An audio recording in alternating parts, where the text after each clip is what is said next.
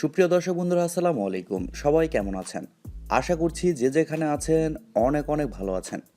দর্শক বন্ধুরা, আপনাদের মধ্যে অনেকেই কমেন্ট করছিলেন রেডমি নোট 11s এই ফোনটি বাংলাদেশের মার্কেটে আমরা কবে পাবো, আর এর প্রাইসই বা কেমন হতে পারে। আপনাদের মধ্যে যারা রেডমি নোট 11s এই ফোনটির জন্য ওয়েট করছিলেন তাদের জন্য good news. Redmi note 11s এই ফোনটি এখন বাংলাদেশের মার্কেটে আনঅফিসিয়ালি পাওয়া যাচ্ছে।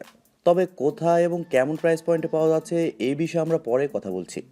প্রথমে যদি এই ফোনটির হাইলাইটেড বিষয় নিয়ে আমরা কথা বলি, তাহলে এই ফোনে থাকছে মিডিয়াটেক হিলিও G96 চিপসেট, আরও থাকছে 108 মেগাপিক্সেলের ক্যামেরা, এবং এছাড়াও এই ফোনে থাকছে অ্যামোলেডের একটি ডিসপ্লে। আপনারা যারা রেডমি নোট 11s এই ফোনটির জন্য ওয়েট করছেন তারা অলরেডি ফোনটি সম্পর্কে পুরোটাই জানেন। তারপরেও বলছি, কারণ অনেকেই আছে এই ফোনটি সম্পর্কে এখনও কিছুই জানে না। তাদের উদ্দেশ্যে এই ফোনটি সম্পর্কে কিছু তথ্য তুলে ধরছি। আর আপনারা দেখছেন টিপিটেক টিউব, আর সবসময়ের মতো সাথে আছে আমি প্রান্ত। সো ভিডিওটি ভালো লাগলেও অবশ্যই ভিডিওতে একটি লাইক দিয়ে চ্যানেলটি সাবস্ক্রাইব করে পাশেই থাকবেন। প্রথমে যদি এই ফোনটির ডিজাইন এবং বিল্ড কোয়ালিটি নিয়ে কথা বলি, তাহলে এই ফোনটির ব্যাক সাইডে এবং ফ্রেমে থাকছে প্লাস্টিক। আর ফোনটির ব্যাক সাইডের ডিজাইন অনেকটা রেডমি নোট 11 ওই ফোনটির মতো। ফোনটির থিকনেস করা হয়েছে 8.1 মিলিমিটার এবং ওজন করা হয়েছে 179 গ্রাম।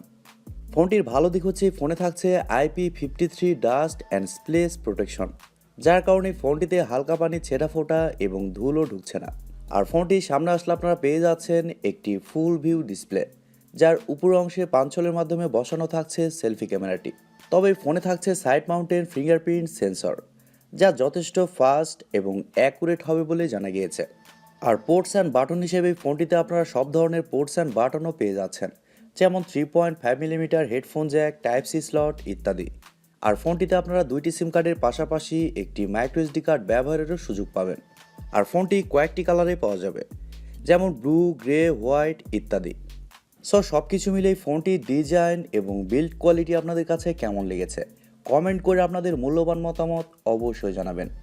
ফোনটির ডিসপ্লে নিয়ে যদি আমরা কথা বলি, তাহলে এই ফোনে থাকছে 6.43 ইঞ্চির একটি অ্যামোলেড প্যানেল, যা অবশ্যই ফুল এইচডি প্লাস রেজুলেশনের একটি ডিসপ্লে, যার রেজুলেশন হিসেবে থাকছে 1080x2400 পিক্সেল এবং আরও থাকছে 409 পিপিআই ডেন্সিটি।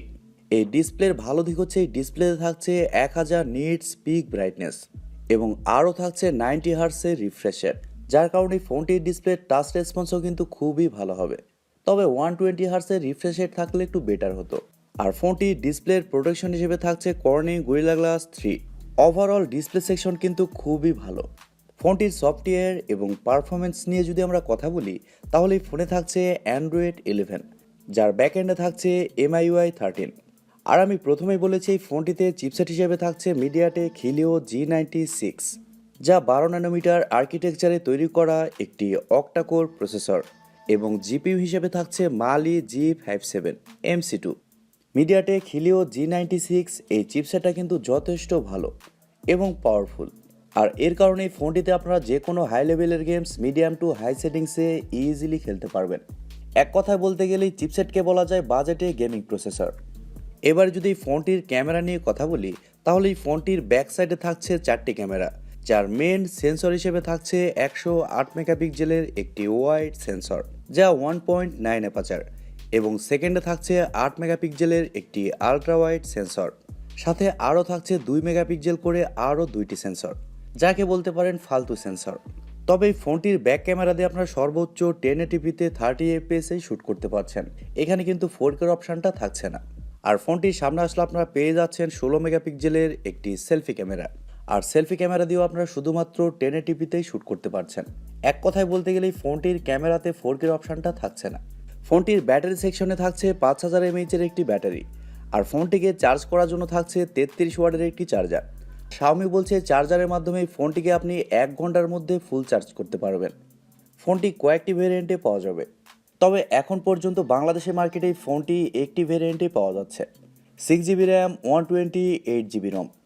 আর আনঅফিসিয়ালি ফোনটির প্রাইস রাখা হয়েছে 21 থেকে 22,000 টাকা।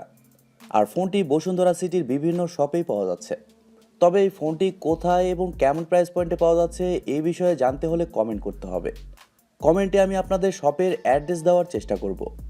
সবশেষে আপনাদেরকে একটি কথাই বলতে চাই যেহেতু বাংলাদেশের মার্কেটে এই ফোনটি কয়েকদিন হলো এসেছে, সেহেতু এই ফোনটির প্রাইস একটু বেশি থাকছে। তবে 2 থেকে 3 মাস পরে এই ফোনটি আরও কম দামেই পেয়ে যাবেন। সো আপনার যদি একটু দেরি করে ফোন কিনলে প্রবলেম না হয়, সেক্ষেত্রে আপনারা 2 থেকে 3 মাস পরে এই ফোনটি নিতে পারেন। আর যদি এখনই প্রয়োজন হয় সেক্ষেত্রে আপনারা নিতে পারেন। সো দর্শক বন্ধুরা, এই ছিল আজকের ভিডিওটি আপনাদের কাছে কেমন লেগেছে কমেন্ট করে অবশ্যই জানাবেন। আর ভিডিওটি যদি সত্যিই ভালো লেগে থাকে তাহলে টিপি টেক টিউব চ্যানেলটি সাবস্ক্রাইব করুন, ভিডিওতে একটি লাইক দিবেন আর সব সময় আমাদের পরিবারের একজন হয়ে থাকবেন, কারণ আপনাদের সাপোর্ট এবং ভালোবাসার সব সময় প্রয়োজন। সো আজকের মতো এই পর্যন্তই, দেখা হবে পরবর্তী কোনো ভিডিওতে।